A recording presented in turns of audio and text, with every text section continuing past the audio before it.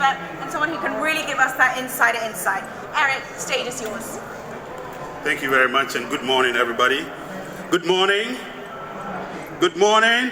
Good morning. All right, so this morning I'm going to be sharing a little bit of my experience as an African about Africa in terms of how Africa is going to be unleashing some of the most powerful innovation on the global stage in the 21st century. I will try to talk about a little about the history, and then I will do a COVID pandemic update for you, and then I'll take you a bit into the future of how Africa is going to be a predominant player in the 21st century technology stage. Now, when we talk about Africa, I always want to talk about size. I want to start with size, because size matters. Now, this slide is a very important slide because, as you can see, Africa is so big that you can fit the United States, China, Europe into the continent. So Africa is a huge landmass, and most of the time when you see a lot of global maps, you don't see the true size of Africa. Africa is almost miniaturized. So this map tells you that Africa is not only a big landmass, but also has a population of 1.3 billion people. According to the United Nations, this population is going to quadruple in the next 2 decades. So very soon, 1 in every 4 person on planet Earth is going to be African in the 21st century. And I'm going to show you how that is going to translate to the market and how that is going to translate to Africa's innovation that will really drive the 21st century.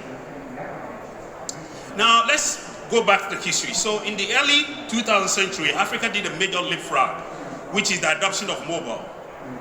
Just in 1994, there were more landlines in Manhattan, just Manhattan alone, than the whole of Africa.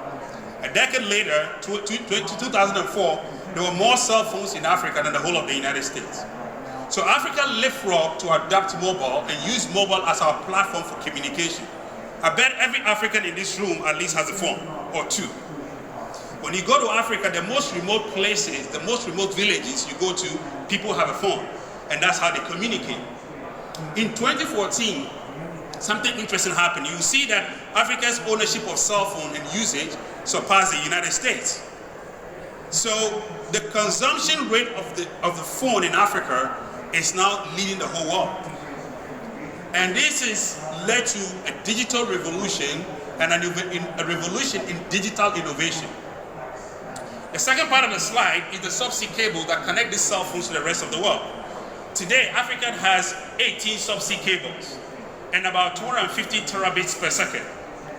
It's one of the fastest on the continent, on the global stage. So Africa is really leading when it comes to the digital economy and digital innovation. In my treatise, I came up with 5 countries that are leading the digital economy. I call them the King's countries. And I presume that you can take a guess as to which these countries are. Now, these countries are leading. That is not to say the other countries are not following. The other countries are eagerly following, and you're going to see that towards the end of my presentation, I'm going to show you how the other countries are going to be catching up. And so, our fund primarily invests in the King's countries as well as other countries, because we believe that these countries are really leading the digital economy in Africa. Now, let me give you an update on where we stand when it comes to COVID. Obviously, when COVID struck the world, it struck everybody, took everybody unaware. But one of the things that Africa did that was very, very important was first, our government shutting down and locking down most African countries. I think that was one of the smartest policy decisions in the 21st century. Because as you saw in Europe and in the US, because the governments didn't lock down their borders, they got overwhelmed by the virus. One of the primary reasons why the virus could not overtake Africa is because we slowed it down by shutting down the borders. Now that's a tough decision to make, because when you shut down the borders, you slow down economic activity. And so the virus could not have the devastating effect it had in the West, in Africa, because we took a very strong, difficult decision. And I think that African government needs to take a lot of credit for that. Obviously, locking the borders means that economic activity slows, right? So the economy slows down. But guess what? There was an unintended positive knock-on effect, which is that most Africans started going online. And so today, online purchasing and retail in Africa is about 21%. And that's just over the COVID period. This was somewhere around 2% before COVID. So COVID really accelerated the digital economy in Africa. And so suddenly most people were buying and purchasing online. And so that created and sped up the digital economy. Now we noticed in our portfolio that there were three types of businesses that were affected by the lockdown. The first was the mobility business. There are businesses that need people to be mobile for them to work, like travel tech, etc. Those businesses were really crashed. And then there was the second set of businesses, which we call the virtualized businesses. That is businesses that need people to go online to use their services. And we had a company called eCampus and Finaxis that really had a real surge. And then the middle between those two is what we call semi-virtualized businesses or essential services. So like e-commerce, delivery services, health services, etc. And those businesses also had a surge. And so in a manner of speaking, if you take it net to net, COVID actually had an unintended positive impact in Africa. The digital economy went ahead and really created a lot of impact. We managed to host our first online Africa Virtual Accelerator during the COVID period. We brought together 10 businesses and took them through a month of acceleration towards our Angel Fair Africa event, which will be held on the 5th of November. So for the first time, we held an all-online digital event. So the COVID really pushed us to do things that we normally would not do. Now that I've given you, an update on the state post-COVID, now let me take you into the future. So how does the future look like in the COVID world? Now the first important trend, I'm going to talk about 3 mega trends, and I'm going to talk about the economic impact of these trends, and then I'll close. Now the first important trend that you need to understand is the demographic dividend. As I mentioned to you, Africa is going to be constituted one-fourth of global population. According to this slide, what you're going to see is that Africa is really going to be overtaking Asia by 2090. Now, Asia's demographics has been coming down. Africa's has been going up. So by 2090, Africa is actually going to overtake Asia in terms of demographics on the earth. Now, this means that, remember I told you, 70% of that population is below 25 years. So Africa is going to have the most useful population, and guess what? These youths have taken to digital technology. They're the ones building all the applications that you're using on your phone. And one of them is from Nigeria that just got acquired by Stripe, a company called Paystack. You are going to see more and more of these amazing innovations coming from Africa's youth that is changing the world and going to become predominantly global platforms like you have today, Amazon and Alibaba and others. So the demographic dividends is in Africa's favor. So that's the first megatrend. The second megatrend is a very important one, which is the growing middle class. So a lot of people tend to see Africa as a land of poverty, but you kid yourself. This slide comes from a study done by the Africa Development Bank in 2011. And they realized that within 2-3 decades, Africa had actually begun to increase its middle class. So if you look at this graph very carefully, what you see here is that the rich at the top have stayed mostly the same, with just a little bit of a dip here. But look at here, the poor have actually been getting out of poverty and entering the middle class. According to the Africa Development Bank, by 2060, Africa's middle class will grow to 1.1 billion, accounting for 42% of the predicted population. So by 2060, there'll be a very, very strong middle class in Africa. And what does that middle class consume? Technology. So that is the market that all these entrepreneurs are going to be serving. They don't need a global market. The market is right there. And this market is further enhanced by the third megatrend, which is the common market. Now, 60 years ago, the founding fathers of Africa wanted to create a united Africa. That effort took a lot. It started with our founding president, Kwame Nkrumah, championing the formation of the African Union.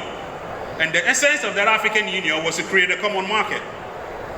After 59 years, last year, we finally signed the Common Market Agreement for Africa, which is AfCFTA. Now, this common market agreement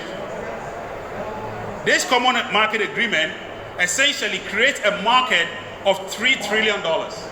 So today, there's a $3 trillion market in Africa out of a 1.3 billion population. So guess what it's going to be by 2090, when the population quadruples? So the market is also in Africa. You don't need to go anywhere else. And this is how Africa is going to be a dominant stage in the global marketplace. Now, let me try to conclude by showing you how this makes impact. So you say, okay, yeah, these numbers are great, we see the growth and etc. Where is the impact? So I take two countries. First is my country, Ghana.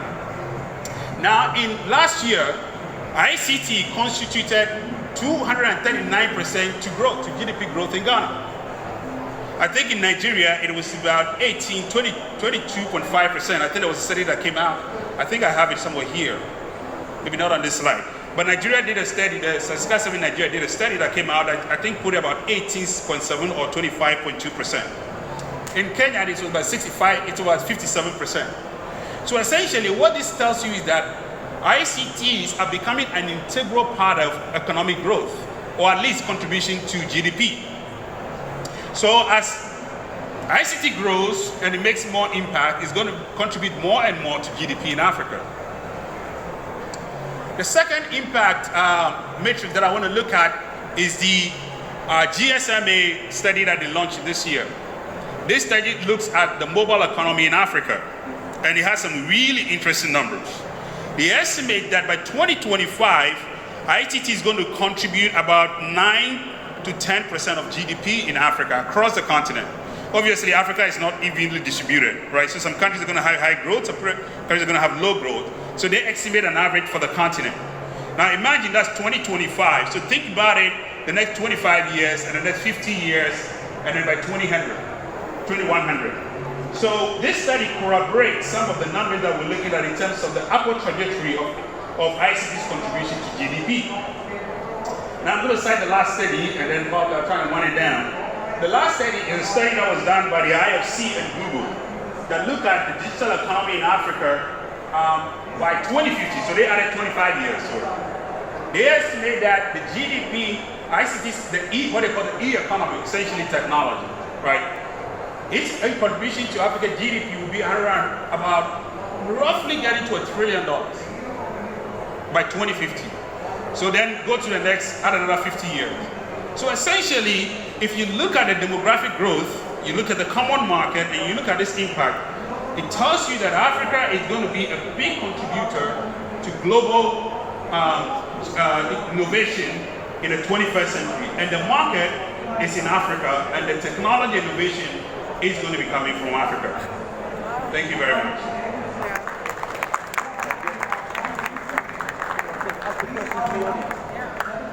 First of all, thank you very much, Eric, for that really insightful presentation. I think you'll agree with me that it's a wonderful deep dive into some of the trends that we're starting to see across the continent.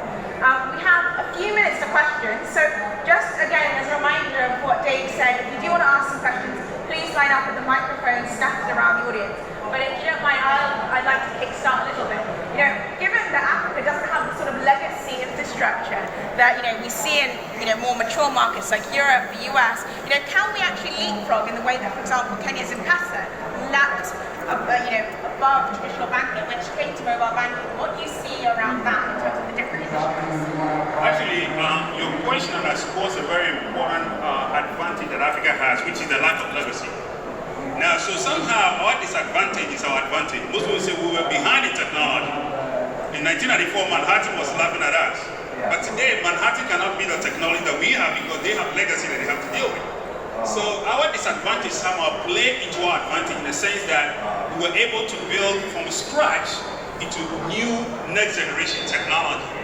And we have innovated around that. And as you said, global money is a phenomenon that came from Africa and today is defining the global payment industry. Because in Africa, your money is on the phone. In the West, your money is on your credit card or your debit card. Until mobile money came, which is a simple phenomenon of taking your money, putting it on your phone before you can talk, and then converting that into value became the essence of mobile money. And today, that technology defines what Stripe is and some of the biggest innovation that you see today. This is just the tip of the iceberg. Wonderful. Thank you. And I can see you've got one question there, so please your question to Eric. Yes. Oh, come closer to the microphone. Hello. Okay, great. Eric, I'd like to thank you for your very interesting presentation. I listened to the previous panel, And the moderator asked two important questions. The first was more like a deja vu for me. The first question, when he said, if not China, who would it be? That took me to 1884, the Berlin Conference. Remember? Yep. Now, it could have been asked at the same time, if not Europe, who else? So we're back again. That's why it's deja vu for me. So if not China, who else? It's Africa. That's correct. So your presentation answered the question perfectly.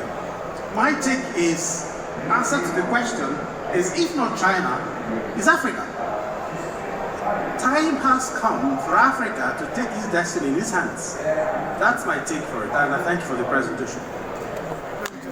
Thank you too. Eric, if you don't mind, just to build on that question, I completely agree that if not China, Africa. What do you have to say as well about the role of China in Africa? Again, that was the focus of our last panel. How do you see that impacting Africa's rise? My prognosis of the next 2 centuries is that this century we'll see Africa become dominant on the global stage. Unfortunately, the US made a big mistake of unleashing Trump on the global stage, which is really a really bad decision. I don't know how they came to making that decision, but luckily we have done within the last 4 years. And unfortunately, that has really put the US in a very bad state in terms of being the leader of the free world. China definitely is going to be leading the 21st century, and they've played their game well with Africa because they realize that Africa is the place that has the resources, both human and every kind of resource. And so in my view, we have a lot to learn from China in terms of building their own indigenous structures, institutions to become a dominant player. And if you look at China very carefully, the only thing they did was not copy anyone, but build what works for them based on their own culture. And I don't think, but I know that what you will see in Africa, digital innovations I talked to you about, are being built by African youth who are solving predominantly African problems and unleashing Africa's culture on the global stage. And so for me, that is very clear to me that Africa is definitely going to go after China. In manner of speaking, the role of China in Africa today gives us an opportunity to say that we can do it too. I mean, just 50, 100 years ago, China was just like us, colonized, divided. So if they can, why not? So that's the way I see it. I see it as hope. I see it that if they can, we can do it too.